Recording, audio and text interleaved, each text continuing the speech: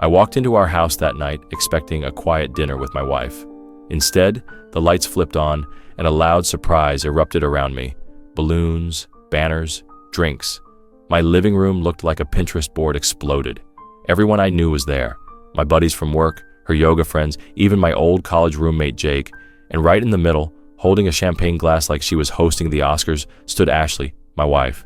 She was stunning as always. Tight black dress, red lipstick, that fake smile she perfected over the years.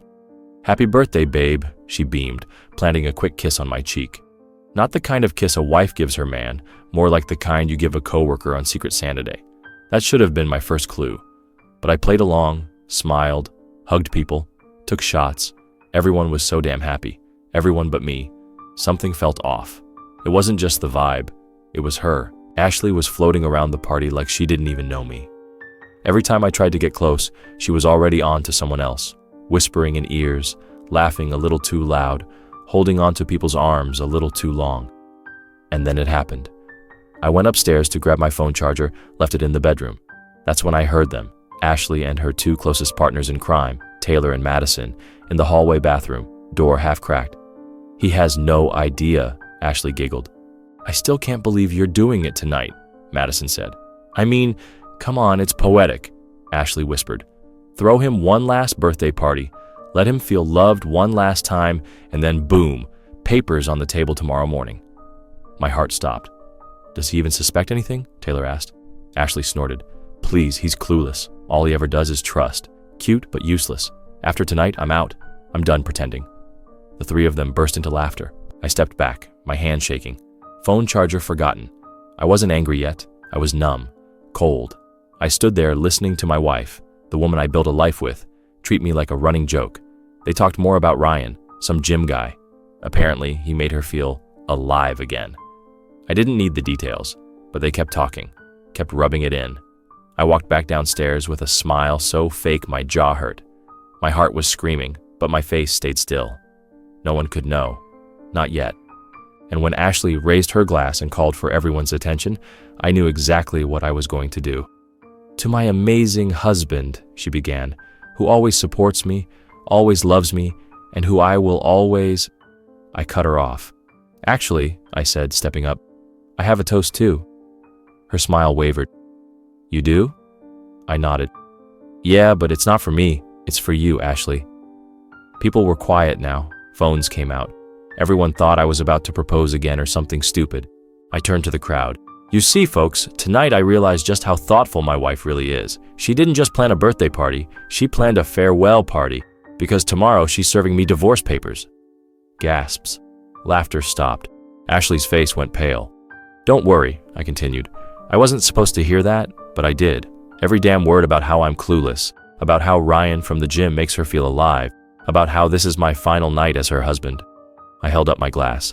"So let's raise a toast, not to my birthday, but to freedom, hers and now mine." Silence. You could hear ice melting in the drinks. Ashley's face twitched. Taylor and Madison looked like they'd just seen a ghost. I downed the whiskey in one gulp and walked straight out the front door. The party was over, but my story had just started. I didn't slam the door. I didn't scream or throw anything. I walked out slow, calm, every step heavier than the last. The cool night air hit me like a slap. It wasn't enough to numb what was boiling inside, but it was a start. I got into my truck, started the engine, and just sat there staring at the steering wheel, fists clenched around it, so tight my knuckles turned white. My birthday, my damn birthday. She picked that day to humiliate me, to plot behind my back and giggle about it with her Botox Barbies. My phone lit up with notifications. Ashley was calling. I ignored it. She texted, "What the hell was that? Where are you?" I didn't reply. Another message. "Can we talk? Please? Not like this." Now she wanted to talk, after planning my emotional execution like it was a bridal shower. She could rot in that designer dress for all I cared. Still, I didn't go far. I parked 2 blocks down and waited. I needed to see who else left the party. Needed to know if Ryan would show up. Because if he did, I swear to God, but he didn't. After an hour, people started leaving. Small groups. Laughter. Awkward. A few looked over their shoulders, probably wondering if the whole thing was just a prank. Ashley didn't leave. Neither did I. At 1:17 a.m., She texted again, "I'm sorry, please just come home and talk to me." I stared at those words. Talk to me. Like we were some normal couple who had a spat over dinner. I pulled the truck around and parked in front of the house. The lights were still on, balloons still floating near the window, the perfect scene of betrayal dressed up in birthday ribbons. When I stepped inside, Ashley was alone, sitting on the couch with a wine glass, still in that black dress, mascara smudged. "You came back," she said, her voice small, fragile. I said nothing. "I didn't mean for you to hear that," she added. My jaw clenched. "So, you meant to do it, just not have me know?" "No, it's not like that." "Then explain it to me, Ash. What is it like?" She stood up, wobbling slightly from the wine. "I was going to tell you. I just didn't want to ruin your night." That made me laugh a short, bitter noise I didn't recognize coming from myself. "You didn't want to ruin my night? You threw me a party with your friends, toasted to my loyalty, and then planned to serve me papers like it's a damn TV show. But hey, at least I got cake first, right?" Tears welled up in her eyes, but I didn't care. Not anymore. She'd used those too many times before. Tears to dodge a fight, tears to play the victim, but not this time. "I didn't want to hurt you," she whispered. "You've been lying to me for how long?" Silence. I stepped closer. "How long, Ashley?" She looked away. "For months." It hit me like a gut punch. "With Ryan?" She nodded. I should have hit something. The wall, the table, anything. But all I did was blink. For months of lies. For months of her kissing me in the morning and funding someone else in the evening. For months of fake smiles, fake love, fake everything. "You disgust me," I said flatly. Ashley wiped her face and sat down again. It just happened. I felt so trapped, like I wasn't living. And that's my fault. No, he made me feel free. That word, free. Like I was some prison guard in her suburban nightmare. Like she was the victim for being loved, protected, and provided for. "You want out?" I said, stepping toward the door. "You got it." She stood up suddenly. "Wait, where are you going?" "Out. Away. Somewhere where I can breathe without choking on your lies." And I left again. This time it felt different. Not like I was running, but like I was done. I crashed at Jake's place that night. He opened the door in boxers and a hoodie, eyes half shut, holding a beer like it was part of his hand. "What the hell, man?" he said, stepping aside. "It's like 2 a.m. I walked in without saying a word, dropped onto his couch, and buried my face in my hands. He didn't push, just tossed me a pillow, then another beer. I didn't even touch it. After a minute of silence, he asked, "Was it Ashley?" I nodded. He sighed and sat across from me. I always had a feeling about her. That made me look up. "What do you mean?" Jake hesitated. "You remember that weekend she said she went to her cousin's wedding in Miami?" "Yeah, last month." "She wasn't in Miami. I saw her downtown with some guy. They were holding hands, looked close. I felt the blood drain from my face. You didn't tell me? You were glowing about her, man. Talking about buying a lake house together, planning that trip to Italy. I didn't want to be the guy who put doubt in your head if it was nothing. I couldn't even be mad. That's how broken I was. Jake wasn't the one who gutted me from the inside out. Ashley did, and the fact that there were signs, and I just didn't see them, or refused to, made it all worse. I stayed up all night staring at the ceiling. I didn't sleep, didn't move. My mind was a loop of everything. Her laugh at the party, the words she said in the hallway, her tears when I confronted her, and Jake's voice confirming it all. Morning came like a hangover from a dream I never asked for. I took a cold shower, threw on the same clothes, and checked my phone. 17 missed calls, 9 messages, all from her. "Can we talk?" Again, I didn't want it to go this way. "Please, I'm sorry. I panicked last night. Just talk to me, please." I scrolled. The last one said, "Come home. Let's talk like adults." Like adults. Now she wants to pretend we're equals again, like she didn't spend the last 4 months letting another man press his filthy hands on the life we built. Still, I needed answers. Not for closure, I didn't believe in that crap anymore. I needed the truth, raw and bitter, the kind that tastes like blood when you bite your tongue to keep from screaming. So I went home. The balloons were deflated, the house a mess. Ashley was sitting at the dining table, her makeup from the night before smeared, hair in a messy bun, hoodie draped over her dress like she couldn't decide which version of herself to be. "Thanks for coming back," she said softly. I stood at the doorway, arms crossed. "Don't thank me. Just talk." She hesitated, then stood up and walked toward me, stopped stopping just short of arm's reach. "I never wanted to hurt you. That wasn't the plan." I laughed. "Yeah, well, you nailed it anyway." She flinched. "I didn't fall for Ryan right away," she continued. "It started with flirting. He made me feel different. Not like a wife, not like someone's possession. You were never my possession," I snapped.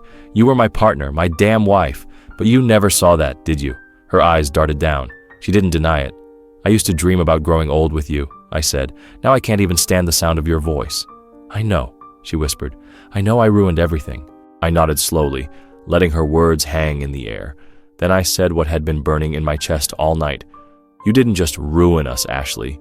You turned me into someone I don't recognize, someone who questions everything, every word, every touch, every smile." Tears rolled down her cheeks, but I felt nothing. No anger, no sadness, just empty. I walked past her, grabbed the photo from our wedding off the shelf, stared at it for a second, then placed it face down. "Start packing," I said. "You've got 48 hours, she gasped. "You're kicking me out? I'm taking the house, the dog, everything. You can have your freedom, remember?" And with that, I walked back out. Didn't look back, didn't need to. Ashley didn't leave in 48 hours, of course. She didn't. She texted me the next day saying she needed more time, that she was trying to figure things out. But I knew her game. She thought if she stretched this long enough, cried enough, maybe I'd fold. Maybe I'd forget the fact that she used my birthday as the backdrop for my public humiliation. But I didn't fold. Instead, I met with a lawyer, Lindsay Ford. Sharp, cold, and precise. The kind of woman Ashley would hate. Lindsay didn't offer sympathy. She offered strategy. "She cheated," I told her. "I've got no proof, just my ears and the fact that she admitted it." Lindsay nodded, tapping on her keyboard. "That'll do.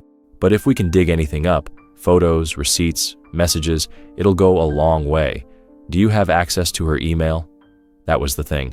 I used to, until a month ago when she accidentally changed her password. One of those little things I brushed off, like the new lingerie she never wore for me, like the late-night yoga sessions, like the way she started sleeping facing the other direction. "I'll get it," I told her. When I got back to the house, Ashley was sitting on the porch, holding a cup of coffee like she lived in some peaceful countryside, like nothing had exploded around her. "You went to a lawyer?" she asked, without looking at me. "Yeah," I said, walking past her. "And I'm changing the locks tomorrow." She followed me inside. "Do we really have to do this like enemies?" I stopped, turned. "You started this war, Ashley. I'm just making sure you don't win it." Her face twisted. "You think this is about winning?" "No," I said. "I think this is about betrayal, and I'm making damn sure you don't get to walk away smiling." She didn't follow me after that. Instead, I went into our office, fired up the laptop she barely used anymore. She thought she was smart, clearing history, deleting apps, but I remembered she used her email for everything, even syncing her calendar. And she was careless. One password reset later, I was in. What I found wasn't shocking, but it still punched me in the chest. Dozens of emails to Ryan, hotel reservations, screenshots of jokes I'd made that she'd sent to him with captions like, "This is what I deal with LOL," private messages, photos, one of her in my shirt, in his apartment. I stopped breathing. It wasn't just the physical betrayal. It was the way she made me the clown in their private circus. The way she twisted every moment, every gesture of love into something to mock. But the worst part? She said she loved him. "I think I could really love you," she wrote. "Not like the dull love I have at home, but real and wild." That was it. I forwarded every email, every screenshot, every hotel booking to myself, compiled them into a folder named Truth. Then I walked downstairs. Ashley was back on the couch, watching some show like she didn't just napalm our life. She looked up, hopeful. "What?" I threw the flash drive on the coffee table. "That's for the lawyer." Her eyes widened. "You went through my—" "Yep." She jumped up. "That's illegal." I smirked. "So is adultery in half the states we visited as a couple. Guess we're both criminals now." Ashley tried to speak, but nothing came out. Her mouth opened, closed, opened again. I leaned closer, eyes burning. "You don't get to lie anymore. You don't get to play the victim. You don't get sympathy. You get reality." She turned away, tears in her eyes again. But I was done with that act. "I'm not your safety net," I said. "I'm the man you set on fire so you could dance around the flames and call it freedom." Then I left the house again. My house. I didn't slam the door. I locked it behind me. The locksmith came at 10 a.m. sharp. It was raining lightly, like even this guy didn't want to be part of this story anymore. I stood on the porch in a hoodie and jeans, arms crossed, watching the man change out the locks like he was replacing a light bulb. Ashley wasn't home. She'd gone to clear her head the night before after our last showdown. Probably ran crying to Ryan's gym, hoping he'd lift her back to emotional safety. I didn't care. Let her beg that clown to play house. Let him figure out that she's all perfume and poison. Done, the locksmith said, handing me the new set of keys. Thanks, I replied, sliding them into my pocket. The metallic sound they made felt final, clean. I didn't message her. I didn't owe her a heads up. She lost the right to my kindness the second she invited her affair into our life, like it was a guest room reservation. Instead, I called my lawyer. Lock's changed. She's officially out, I said. Good, Lindsay replied. We'll move forward with the filing. I'll request temporary exclusive use of the property. Do you have a list of assets? Yeah, and a folder of evidence that'll make her boyfriend wish he never touched a married woman. There was a pause on her end. That helps. A lot. After the call, I sat at the kitchen table. Just sat. For an hour, maybe 2.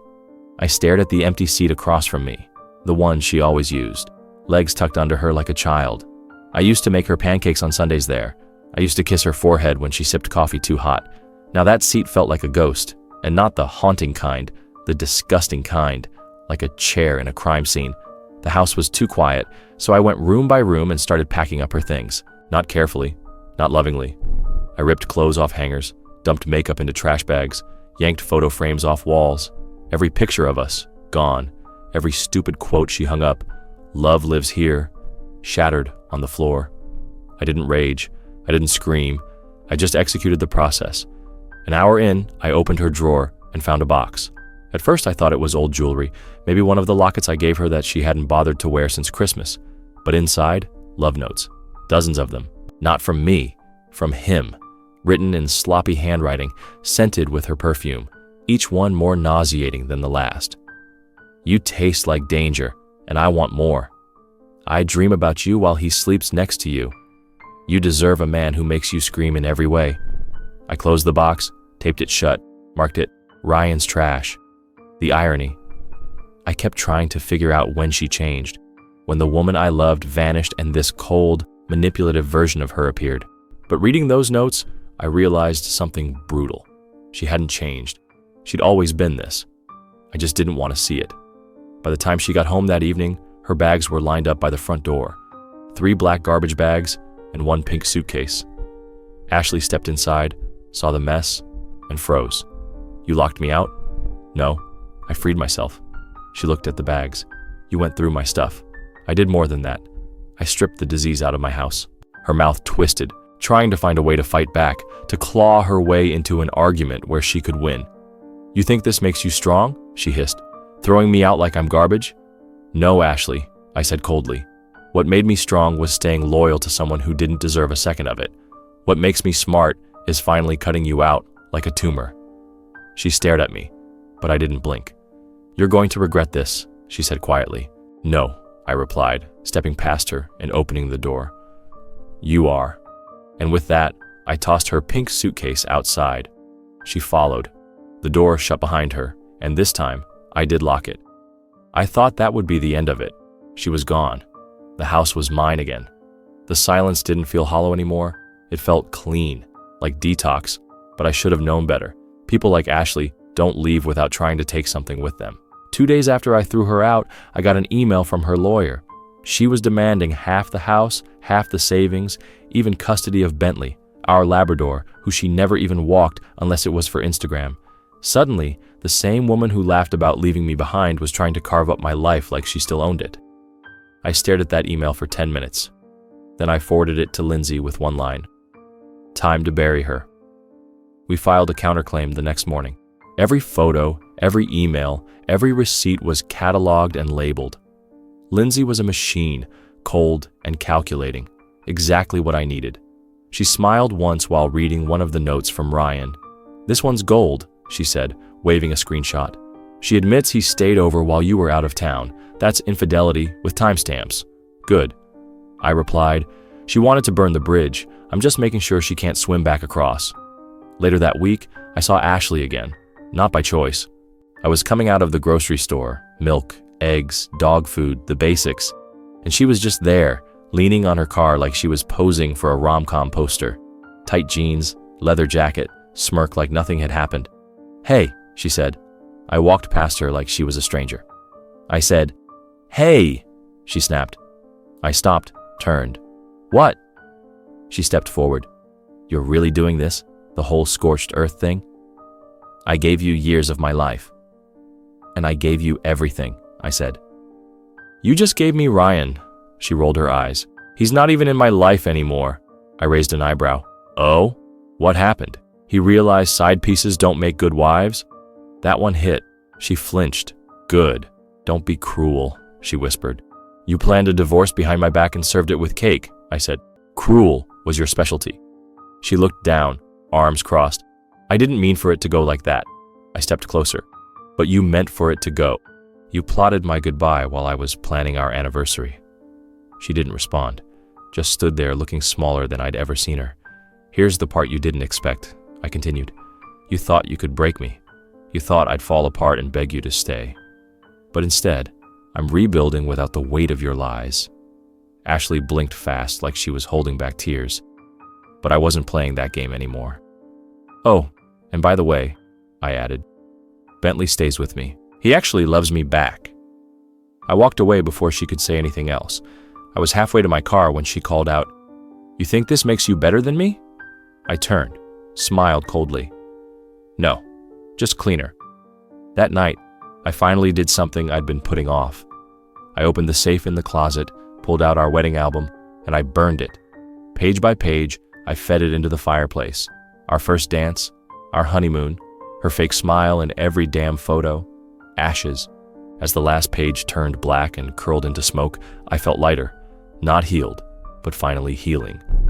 Later, as I sat with Bentley curled up beside me and a glass of bourbon in my hand, I thought about how far I'd come in just a few weeks. She threw me a party to say goodbye, but all she really did was give me the best gift I never asked for: freedom. One thing about betrayal, it's got a long echo. You don't just hear it once. It follows you. Every time your phone lights up. Every time a friend asks how you're doing. Every time you drive by a place where you used to laugh with someone who was stabbing you in the back the whole time. A week after burning the wedding album, I got a message on Instagram from someone I didn't know. The profile picture was a gym logo. "Hey, are you Ashley's husband?" I stared at it for a second. "Ex-husband," I replied. The guy messaged back within seconds. "I need to tell you something. I used to work with Ryan. I know things you should probably hear." I gave him my number. We spoke for 2 hours. Turns out Ryan had a reputation. Home wrecker, liar, narcissist. He'd done this before, more than once. Apparently, he got off on it. He liked ruining relationships, found it thrilling in his own words, according to the guy. But the twist? Ashley wasn't even his only affair at the time. She wasn't special. The guy told me he said she was easy, lonely, said she'd do anything for attention. I didn't even flinch. That part of me, whatever had still wanted to believe she'd been manipulated, died right there. Then he sent me a photo. It was a candid shot taken at a bar a few weeks before my birthday party. Ryan and Ashley all over each other. Not romantic, not sweet. Desperate. She looked at him like he was a god. He looked at her like she was a toy. I stared at that photo for a long time. Then I sent it to Lindsay. "Added to the file?" I texted. "Let's bury both of them." She replied with a thumbs up and a fire emoji. That woman was a savage. Later that evening, my phone rang. Ashley, of course. I let it go to voicemail. She left a message anyway. "Hey, I heard you've been talking to people about Ryan, about me. I don't know what you're planning, but I wish you wouldn't make this uglier than it already is." I played that message twice. Each time, it made me grin a little more. Uglier? She invited ugly the moment she turned our marriage into a joke. That night, I went to a bar Jake recommended. Low lighting, strong whiskey, no fake smiles, just real people living real lives. I sat at the counter, ordered a double, and finally felt like I wasn't carrying her ghost anymore. A woman sat a few seats down. Blonde, maybe late 20s, reading a book. Not on her phone, not posing for pictures. I didn't talk to her, didn't flirt, just noticed her. It felt good to notice again, without guilt clinging to it. When I got home, the house was dark, quiet, peaceful. Bentley patted over and dropped his head in my lap, like he could feel the shift in me, like he knew the war inside was finally starting to end. The next morning, I got a call from Lindsay. She offered a settlement, she said. What kind? She wants to walk away with 30% of the assets. No claim on the house or the dog, but she wants a confidentiality clause, no public dragging. I paused, then smiled. She's scared. She should be. I thought about it for a second. I had the power now. I could keep pressing, make her sweat, ruin her reputation in every circle she tried to slither back into. But you know what? I was tired of the dirt. I'll accept it, I said, on one condition. Which is? She writes it in the agreement. She cheated. She lied. She accepts full responsibility. Put it in legal ink. I want it framed. Lindsay laughed. You're colder than me. I've had a good teacher, I replied. That night, I slept like a man who'd finally pulled the knife out of his back. Not healed, but dangerously close. 2 weeks later, the papers were signed. Ashley had her lawyer send over the final agreement, stamped, sealed, legally binding. It included everything I demanded, her admission, her surrender, and her silence. It was all there in black and white. I, Ashley Monroe, acknowledge that I engaged in an extramarital affair during my marriage. I take full responsibility for the breakdown of the relationship and relinquish any claims to shared property, including the residence and family dog. I read it twice, then a third time. Not because I didn't believe it, because I wanted to savor it. It wasn't revenge, it was justice. I printed out a copy, framed it in a sleek black border, and hung it in the home office right above the safe where our wedding album used to be. Where that life we faked used to sit behind steel and a 4-digit code. Now the truth was on display. That weekend, I hosted a small barbecue. Jake brought beer. My cousin Liam brought ribs. A couple of co-workers showed up with their wives. People laughed. Bentley ran around the yard chasing a tennis ball like life had never changed. The house felt alive again. Not perfect, but real. And for the first time in months, I laughed. Not a broken laugh, not a bitter one. Just real, easy, from the chest laughter. In the middle of it all, Jake pulled me aside. You did it, he said. Did what? Came out of hell still standing. I raised my beer. Not just standing, building. The next day, Ashley tried calling again. I let it go to voicemail. She sent one last message. I hope someday you can forgive me. I didn't respond because I had nothing left to say. There's this myth that closure comes from confrontation, from that final conversation where someone breaks down and begs. But that's not how it works. Closure isn't given, it's taken, quietly, powerfully. When you stop waiting for someone to explain why they broke you and start building without them. In the following months, my life changed. I redecorated the house, got rid of every trace of her, painted the bedroom navy, ripped out the fake flowers she used to litter everywhere, replaced them with real plants, ones I could keep alive, unlike that marriage. I hit the gym harder, not out of anger, just purpose. Started journaling too. Every day, one line. What did I learn? One entry stuck with me. Loving the wrong person teaches you exactly what the right one should feel like. Ashley's betrayal didn't destroy me. It revealed me. Revealed the parts of me I'd been quieting for years. The strength, the clarity, the refusal to beg for respect I'd already earned. People ask me now if I miss her. I don't. I miss the version of her I thought existed, the illusion. But the truth? That woman never really loved me. She loved the security I gave her, the image, the stability. And the second a thrill came by with a 6-pack and a membership card, she jumped ship. I didn't lose a wife. I lost a lie, and I gained something better, myself. So here's what I'd tell any man walking through the fire I walked through. Don't just survive. Rebuild. Don't sit in the ashes waiting for her to come back with a bucket of lies. Let the fire purify you. Let it burn away the weakness, the doubt, the fantasy. And when it's over, smile. Not because it didn't hurt, but because it did, and you came out stronger anyway. Because when she threw me that birthday party, she thought she was saying goodbye to a broken man. What she didn't know is that the man walking away from that night was finally free.